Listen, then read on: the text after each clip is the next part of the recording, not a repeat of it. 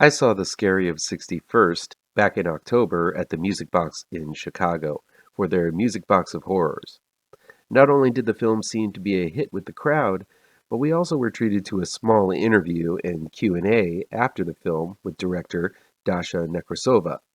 I even have the pics to prove it. But the film was truly one of the highlights of the show. It was so intense, so raw. Sometimes a film comes along that really hits you on a deep and horrifying level. That's what The Scary of 61st is.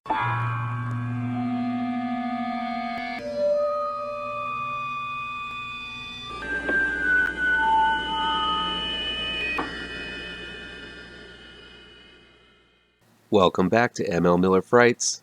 I'm ML Miller. Before we begin, please do me a favor and punch that like button down below. Share this video with all of your social media addicted pals. Click subscribe to this channel and ring that bell for notifications. The Scary of 61st is new streaming on Shudder. The director is Dasha Nekrasova, and it was written by Dasha Nekrasova and Madeline Quinn. When Addie, played by Betsy Brown, and Noelle, played by Madeline Quinn, pick out a new apartment in New York City, they have no idea it used to be a den of torture and abuse owned by none other than Jeffrey Epstein. After settling in, a mysterious nameless woman, played by director co-writer Dasha Nekrasova, shows up on their doorstep with wild tales of conspiracy. Addie is freaked out and leaves to stay with her boyfriend, while Noelle is intrigued by the woman's wild theories.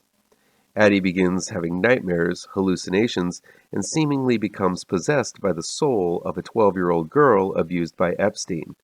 Meanwhile, Noelle and Nekrasova's unnamed character begin a descent into drugs, conspiracy, and all things Epstein.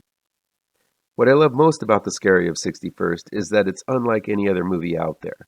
Yes, it incorporates elements of Possession, Rosemary's Baby, and Eyes Wide Shut. Still, even though there are strong themes similar to those films, The Scary of 61st manages to be something truly unique. For one thing, it incorporates a modern slant on drug use, online rabbit hole conspiracies, and sexual exploration. This comes out the most during Quinn and Nekrasova's scenes where they submerge themselves in Epstein lore, fueled by copious drug use and the strong immediate connection the two share. It's fascinating to watch the relationship between these two young investigators grow. What is even more interesting is that the info they uncover most likely isn't as world-shaking as they believe, as everything is amplified to the nth degree by their youthful exuberance about the subject matter and, of course, the tons of drugs they're taking.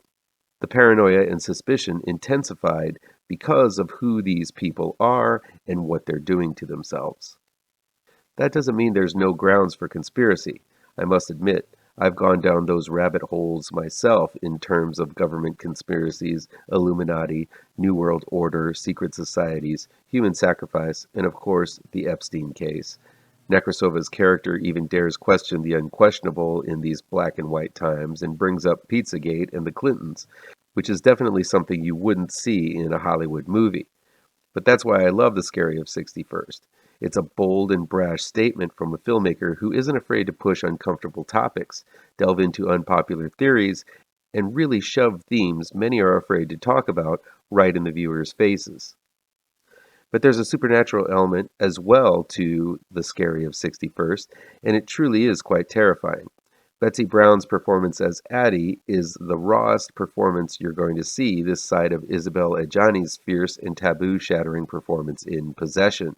Because her room is the one where much of the horrors of the apartment took place, she's affected the most. Her transformation from excited roommate to tortured soul is a vast metamorphosis, and the things she does will make even the strongest constitutions wince. Brown is absolutely fearless, pushing her body to physical limits to show how damaged she is by this encounter with the unknown. Brown's performance alone is enough to seal a recommendation for me, even if the rest of the movie was shit. But it's not, as Nekrasova dances between the supernatural aspects with Addie and the conspiracy investigation by Noelle and the mysterious woman, Nekrasova. The film is split in two, flipping between these two aspects with one side dedicated to uncovering the truth, the other side showing the horror of what Epstein wrought. These elements come together at the end in a truly shocking climax that will break your heart and kick your soul. All three actresses are going to be huge stars one day. I've already mentioned Brown's performance as Addie, but even though Madeline Quinn's performance as Noelle is quieter and more nuanced, it still is extremely well realized. Take away the theories and possessions, and this is a story of a pair of roommates and best friends, Addie and Noelle, who are growing apart from one another. It's a sad breakup, especially since these two aren't on the same page from the very first day they move in together. The possession and conspiracy are just louder and more cinematic metaphors of the growing wedge between these two people. Quinn's Noelle is much more cognizant of this rift, but is hesitant to talk with Addie about it in fear of hurting her. These feelings aren't as grandiose as Addie's possession, but they are equally powerful. For me, though, the truly impressive standout is Dasha Nekrasova herself. Not only is she stunning in fishnet stockings, and the way she rolls her eyes makes my world swirl, but there's a brash fearlessness about the way she approaches this subject matter that is absolutely unique. I honestly feel she's going to be a force of nature in film if she keeps up with what she started in The Scary of 61st, and I can only hope she stays within the horror realm to grace us with more. The Scary of 61st most likely will not impress everyone. For some, I believe it might be a little too representative of the generation that many have little patience with. The way Noelle and Nekrasova dive off the cliff into the land of Epstein is going to leave a lot of people who have distanced themselves from youthful recklessness unimpressed. This is a film that feels young. It's brash. It makes quick decisions and snap judgments. Whether Nekrasova knows it or not, she's captured the good and the bad of her generation here, and some people are going to find that excruciating to endure. I didn't, but I guarantee some will. I also go back and forth with the fact that the real Epstein case was used instead of some kind of made-up character that represents him. Anytime real-world facts are tossed into a fantasy world, it immediately dates the film. Still, there is so much mystique surrounding the Epstein case and all the high society involved that it feels like an important film because it uses fiction to ask real-life questions. Again, though, if you're looking for a time capsule film that captures a specific moment in history, The Scary of 61st does it perfectly. The Scary of 61st made me feel uncomfortable. That's what horror is supposed to do. It made me wince and reel back. It made me gasp at the things it was saying and smile at the guts it took to say it. Nekrasova delivers a stylistic yet socially relevant story, shedding light on real-life horrors through the lens of possession/conspiracy. It's not easy horror, but it's important horror, and I highly recommend free thinkers to allow it to burrow into your brain pan and make you question everything.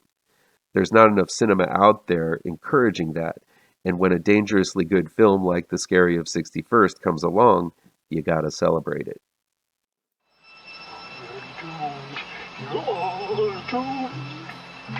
You're doomed to live the life you're meant to be, stuck inside your reality. You're